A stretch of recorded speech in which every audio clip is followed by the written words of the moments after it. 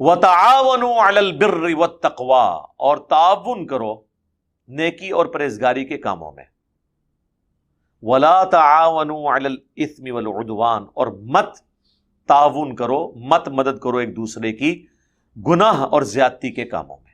اب یہ ایک آیت ہی متقاضی ہے کہ 1 گھنٹہ بولا جائے. بعض آیات، بعض احادیث اتنی جامع ہوتی ہیں کہ وہ زندگی کے ہر پہلو کو کور کر رہی ہوتی ہیں. جیسے بخاری اور مسلم کی جو حدیث ہے، بخاری میں وہ پہلی حدیث ہے، مشکات والوں نے بھی وہ پہلی حدیث لی مشکات میں، انما الاعمال بالنیات، اعمال کا دار و مدار تو صرف نیتوں پہ ہے. جب تک نیت درست نہیں ہوگی نیک عمل کا بھی ثواب نہیں ملے گا، چاہے کتنا مرضی نیک عمل ہو. اب دنیا کا ہر کام جو نیکی سے تعلق رکھتا ہے وہ اس کیٹیگری میں فال کرے گا. اب ریاکاری کے لیے کیا، اللہ کے لیے نہیں کیا، عمل برباد ہو جائے گا. اب یہاں پہ آپ دیکھیں کہ نیکی اور پرہیزگاری کے کاموں میں ایک دوسرے کی مدد کرنی ہے، برائی میں الگ رہنا ہے. اب دنیا کا ہر کام اس کے اندر فال کرتا ہے. دنیا میں کوئی بھی نیکی کا کام ہے اس میں آپ نے لوگوں کی مدد کرنی ہے، اور برائی کے کام میں الگ رہنا ہے. لوگ 50 پرچیاں لکھ کے یہاں بھیج رہے ہوتے ہیں، بتائیں جی یہ کام کروانا چاہ رہے ہیں ہمارے دفتر میں لوگ، لیکن یہ ہے غلط ہے، میں کروں نہ کروں. سر یہ آیت قرآن میں لکھا ہوا ہے نیکی اور پرہیزگاری کے کاموں میں ایک دوسرے کی مدد کرو، اور اس کو سپورٹیو حدیث صحیح مسلم کی، گناہ وہ جو تیرے دل میں کھٹکے اور تو اس بات سے آر محسوس کرے کہ لوگ اس پر مطلع ہو جائیں. اور جامعہ ترمذی میں حدیث کہ نبی علیہ السلام نے فرمایا، حضرت حسن بن علی کہتے ہیں کہ بیٹا جو چیز تجھے شک میں ڈال دے اسے چھوڑ دینا.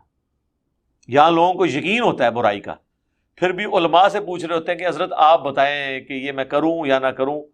وہ دوسرے الفاظ میں یہ کہنا چاہ رہے ہوتے ہیں آپ ہمارے گناہ کا بوجھ اٹھا لیں، اسی تے کم پڑھ ہے لیکن ساڈی کی طرح پکڑ نہ ہو جائے، سرکار تسی یہ بوجھ اٹھاؤ، تو وہ کر رہے ہوتے ہیں. اور اس آیت سے یہ بھی پتا چلا کہ ظاہری اسباب میں مدد مانگنا شرک نہیں ہے. وہ اکثر کہہ رہے ہوتے ہیں نا جی امی سے روٹی مانگیں گے تو شرک ہو جائے گا. اگر امی سے روٹی مانگ سکتے ہیں تو شیخ عبد القادر جیلانی سے مدد کیوں نہیں مانگ سکتے؟ ڈسپرین کی گولی اگر مشکل کشا ہو سکتی ہے تو خواجہ اجمیری مشکل کشا کیوں نہیں ہو سکتے؟ بھئی خواجہ اجمیری صاحب تو قبر میں ہے، ڈسپرین کی گولی تو سامنے موجود ہے، وہ ظاہری سبب ہے. پانی تو سامنے موجود ہے، روٹی تو سامنے موجود ہے، امی تو سامنے موجود ہے. کوئی مری ہوئی ماں سے بھی روٹی مانگتا ہے قیامت تک بھوکا ہی مرے گا، پھر بھوک ہڑتال ہی مرے گا. یہ 2 ڈفرنٹ چیزیں ہیں. اسباب آپ کافر سے بھی لے سکتے ہیں. بخاری مسلم دونوں میں حدیث ہے کہ نبی علیہ السلام کی زرہ گروی رکھی ہوئی تھی ایک کافر کے پاس چند اناج کے دانوں کے عوض. آپ نے تو کافروں سے مدد لی ہے. جی خیبر میں نبی علیہ السلام نے حضرت علی سے مدد مانگی، بھئی حضرت علی سامنے موجود تھے، جنگ کے لیے بلایا، مدد مانگی کیا؟ پہلے تو مدد کی، آشوب چشم تھا، اپنی مبارک تھوک لگائی، ان کو شفا ہوئی. یہ تو سارے کہتے ہیں مدد مانگی، یہ کیا کرو پہلے مدد کی تھی، اس تو بعد ڈیوٹی لائی. تو حضرت حمزہ کو کیوں نہیں بلایا خیبر میں؟ وہ جی فوت ہو چکے تھے، شہید ہو چکے تھے. نہیں شہید تو زندہ ہے، اس کو مدد کے لیے آپ تو پکارتے ہیں، تو حضور نے کیوں نہیں پکارا؟ اگر بدر کی کمانڈ، احد کی کمانڈ حضرت حمزہ کے حوالے تھی تو خیبر کی کمانڈ بھی ان کے حوالے ہونی چاہیے تھی، روحانی طور پہ کمانڈ کر لیتے. اس زمانے میں یہ عقیدے، یہ کہانیاں ہوتی ہی نہیں تھی. کسی کے دماغ میں بھی یہ بات نہیں آتی تھی کہ یہ کام ہو جائے. تو یہ آیت وہ اکثر پیش کر رہے ہوتے ہیں کہ مدد، ایک دوسرے کی مدد مانگنے کا تو حکم ہے، مدد مانگنے کا حکم ہے جو اسباب میں ہے. جو اسباب میں چیز داخل نہیں ہے وہ پھر کہتے ہیں جی دیکھیں نبی علیہ السلام سے لوگوں نے ما فوق الاسباب چیزیں بھی مانگی ہیں. مثلا بخاری مسلم میں آتا ہے کہ حضرت ابو ہریرہ نے کہا کہ میری یاداشت کمزور ہے.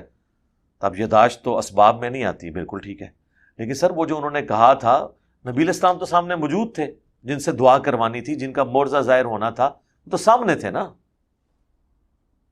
تو ٹھیک ہے، رسول اللہ آج بھی موجود ہوں، ہم اپنے ہر مسئلے کے لیے آپ کے پاس جائیں گے.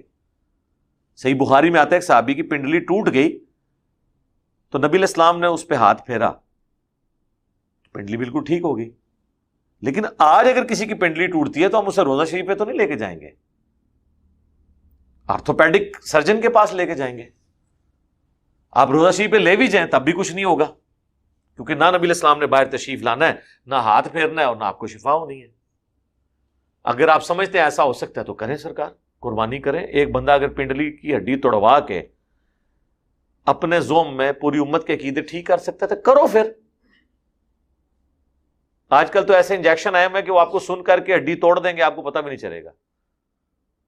یہ کئی جو ہوتے ہیں نا، یہ کن ٹوٹے، انہوں نے جب دوسروں پہ پرچے کروانے ہوتے ہیں تو اپنی ہڈیاں خود توڑواتے ہیں، وہ پہلے ٹیکے لگواتے ہیں، وہ پھر جب اس کی انکوائری ہوتی ہے تو اس میں پتہ چلتا ہے کہ ٹیکے کا نشان موجود ہے، کہ ٹیکا لوا کے انہیں ناک کی ہڈی بنوائی ہے، پھر وہ کینسل ہو جاتا ہے وہ پھر پرچہ۔ ٹیکے لواؤ، ہڈیاں پنواؤ تو پریکٹیکلی کر کے بتاؤ، ایسے تو نہیں ہوگا۔ اور صحیح بخاری میں 1010 نمبر حدیث ہے، 1010، اِنَّا كُنَّا نَتَوَسَّلُ إِلَيْكَ بِنَبِيِّنَا، اے اللہ پہلے ہم رسول اللہ کے وسیلے سے تیری طرف متوجہ ہوتے تھے، اب ان کے چچا کو لے کے آئے، ان کی دعا کی برکت سے بارش نازل فرما۔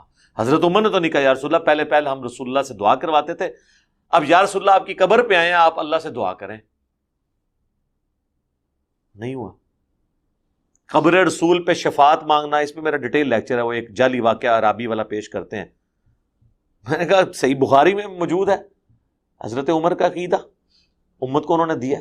اور حضرت عمر تو وہ صحابی ہیں جن کے بارے میں صحیح مسلم میں آتا ہے، ایک سفر میں جب پانی کم پڑ گیا تو حضرت عمر نے حضور کو آ کے ریکویسٹ کی کہ یا رسول اللہ ہم تھوڑا بہت پانی اور راشن جمع کر کے آپ کو دیتے ہیں، آپ اس میں برکت کی دعا کریں تو سب کے لیے کفایت کر جائے۔ اور یہی ہوا، نبی علیہ السلام نے اس پہ دعا کی، اپنا ہاتھ رکھا تو ایک کٹورا جو ہے وہ اتنے لوگوں کے لیے کفایت کر گیا۔ اور بخاری مسلم میں آتا ہے صلح حدیبیہ میں تو 1500 صحابہ نے ایک کٹورے سے وضو کیا، پانی پیا، جانوروں کو پلایا اور سٹور بھی کر لیا۔ اور جابر بن عبداللہ کہتے ہیں ہم 1,00,000 بھی ہوتے تو وہ پانی زیادہ تھا۔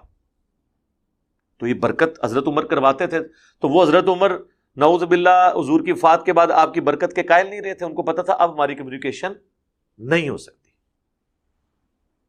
اب اس طریقے سے ہم نبی علیہ السلام کے ساتھ گفت و شنید نہیں کر سکتے، اپنے پرابلم ان کے ساتھ اس طریقے سے ڈسکس نہیں کر سکتے، وہ اللہ کی جنتوں میں۔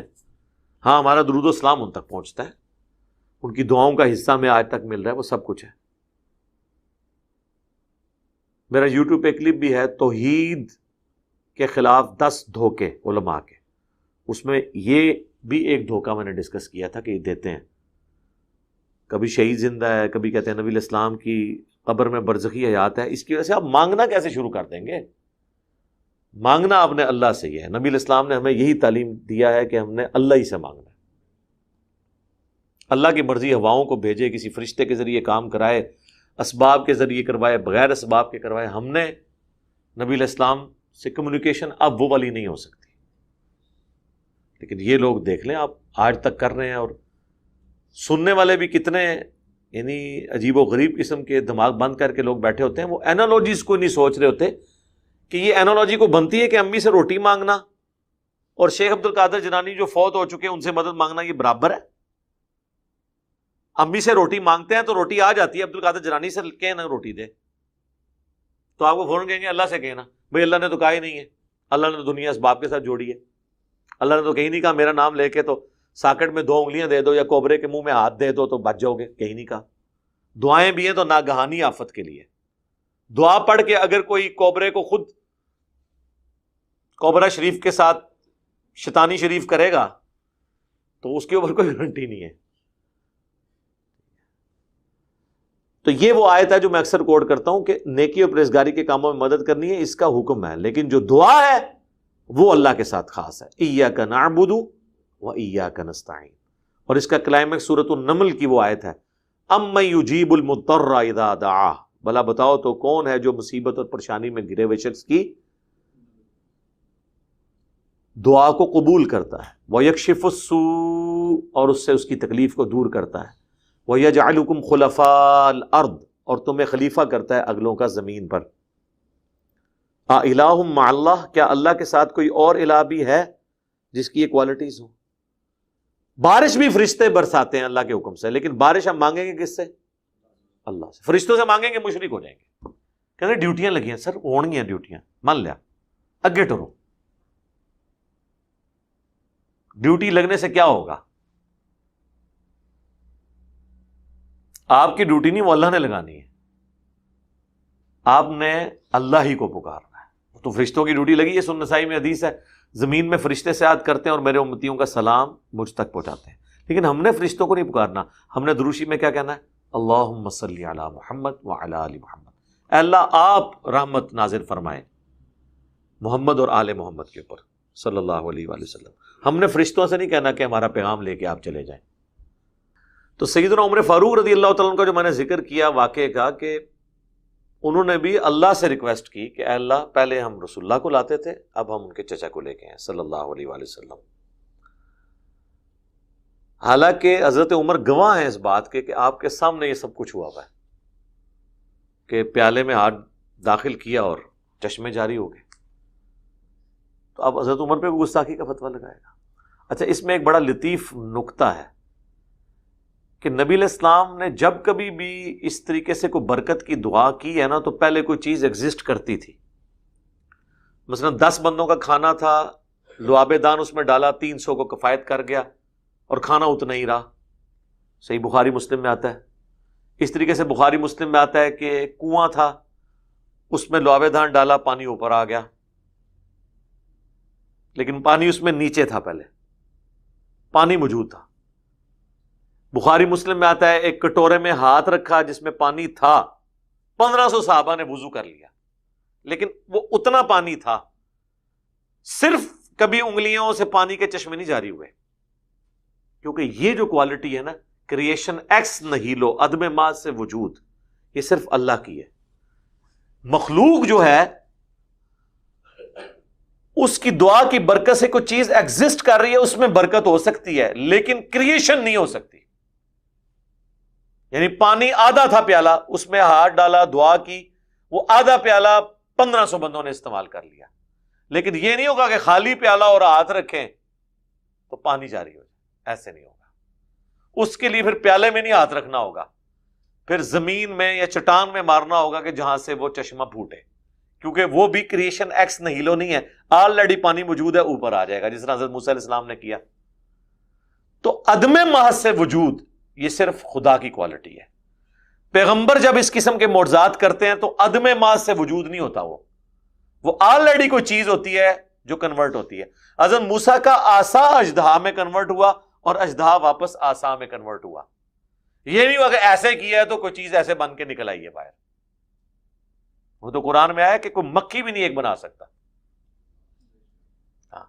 وہ جادوگر بھی جو تھے وہ رسیاں پھینکتے تھے، وہ سانپ، قرآن میں آتا ہے گویا کہ سانپ نظر آتی تھی، ہوتی نہیں تھی، گویا کہ سانپ نظر آتی تھی ان کو۔ واتقوا اللہ، اور تقوی اختیار کرو اللہ کا، ان اللہ شدید العقاب، بے شک اللہ تعالی سخت ہے گرفت فرمانے میں، عذاب دینے میں۔ اللہم اجرنا من النار، آمین۔